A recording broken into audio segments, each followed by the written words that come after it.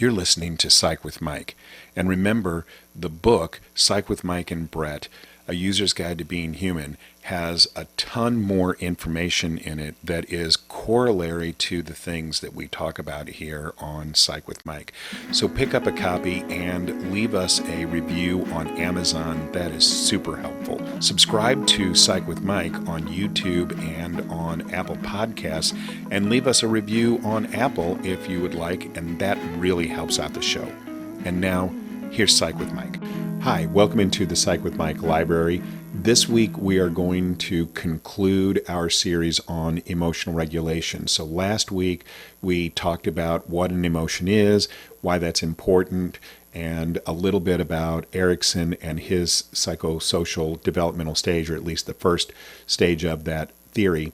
And then today we're going to talk about Heinz Kohut and his ideas that he proposes in self-psychology on how emotional regulation develops in us and why that's important. Enjoy the show. We're not born with the capacity to emotionally regulate. How do we develop that capacity? If we look at the developmental psychology of Erik Erikson, he proposed an 8-stage model of socio-emotional development that begins at infancy and goes through the lifespan. And the first 2 stages are the stages that are most relevant to our emotional regulation. So that goes from infancy to 3 years. Now, what you may recognize when I say that is that for most of that time, the individual is nonverbal. There used to be a time when we believed that you could do pretty much anything to kids and that they were resilient and that they could bounce back from that. We now know that that's a bunch of malarkey, that damage that's done to the individual before the individual is capable of verbalization and speech is just as profound, maybe more profound than damage that's done later. So when we are young, we are trying to figure out how to be able to emotionally regulate because we weren't born with the capacity. So the first stage in Erikson's model is infancy to 18 months, and that is the stage of trust versus mistrust. And so what the individual is searching for is an answer to the question, can I trust the world? Is the world a safe place for me? And so you're going to be looking as a child, even before you have the ability to verbalize or to speak, you're looking for information that is going to tell you whether or not the world is a safe place for you. You resolve that conflict even before you learn how to talk, which is profound. Kids learn differently than adults do. We generally learn through symbolic language. We read or we have a conversation. Someone gives us a lecture. We look at something that has an audio track to it. All of the ways in which we learn are essentially based on our ability to use symbolic language. Children don't. They learn through what's called sensory motor learning. So the ways in which that the environment is impacting their biology, their sensory organs, is how they are learning. So a child who is trying to resolve trust versus mistrust is doing that on the basis of when I have a need, does that need get met, and is my body satiated? And when the answer to that is no, so if we don't get fed frequently enough, or if we don't get our diapers changed, if we aren't held and cuddled enough, then we don't start to learn that the world is a safe place. We don't start to trust the world. We end up in mistrust. And that is a very profound thing. One of the key concepts that is happening during this period of trust versus mistrust is what Heinz Kohut talked about in his theory of self-psychology. He presents us with 3 basic factors that are instrumental in creating our emotional regulation capacity. And the first one is mirroring. So mirroring is the extent to which you are mirrored for the things that you do well. An example of that is a little baby learning how to walk claws themselves up on the leg of a piece of furniture and turns around and sees the primary caregiver standing there saying, "Oh, come on, baby, come on, baby." And the baby takes a couple of wobbly steps, falls into the primary caregiver's arms. The primary caregiver scoops the baby up, kisses the baby, says, "Oh, you're so smart. What a great baby." Now, the baby can't wait to start to try and do that behavior again. They want to emulate that behavior over and over again because they were rewarded positively. That is mirroring. But what happens when the other side of that coin plays out? The child claws themselves up on a piece of furniture and starts to take a couple of wobbly steps and falls backwards on their diaper. And the primary caregiver is standing there laughing, maybe saying, "Oh, I wish I had recorded that. I could post it on, the social media."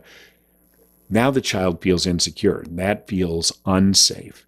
And so the child is probably not going to want to repeat that behavior again, at least not soon. And so that is how the trust versus mistrust is being reinforced. And that's called mirroring. And that is the first basic component for learning emotional regulation. When I am being mirrored in a way that makes me feel safe and secure, then my brain is now primed and open for being able to learn better and more effective emotional regulation techniques. If I'm not being mirrored effectively or appropriately, then I'm probably not going to be as invested or as capable of internalizing other cues or examples of effective emotional regulation because I don't feel like that the world is a safe place. So once mirroring is being done, then the child is looking outside. In psychology and psychodynamic terms, we would call that an external object. They're looking at the primary caregiver or the external object for information about how to be able to regulate their own internal emotional states.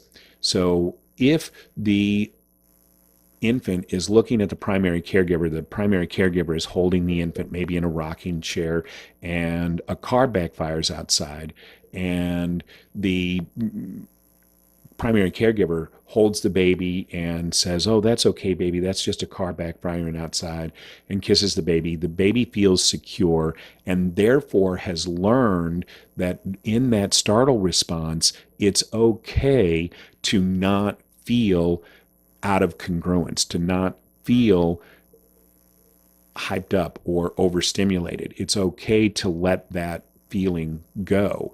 And that is a primary way that we learn our emotional regulation, is through viewing the people that are displaying or providing examples of emotional regulation and then saying, "Oh, okay, I see that, I can do that," and then learning how to be able to do that for themselves. So that process of observing the external object is called idealization. So the infant is going to idealize the behavior of the external object, the primary caregiver, as universally good. So it doesn't matter whether the example of emotional regulation is positive or negative.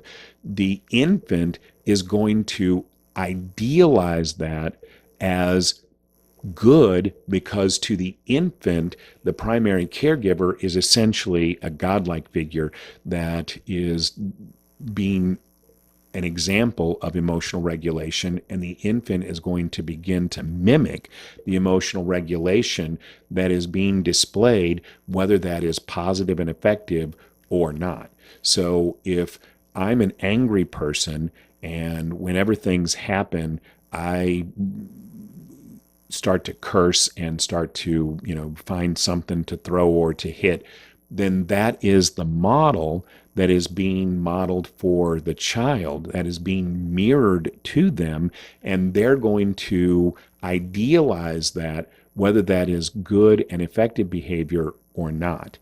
So we're going to idealize the external object, and then we're going to form a twinship.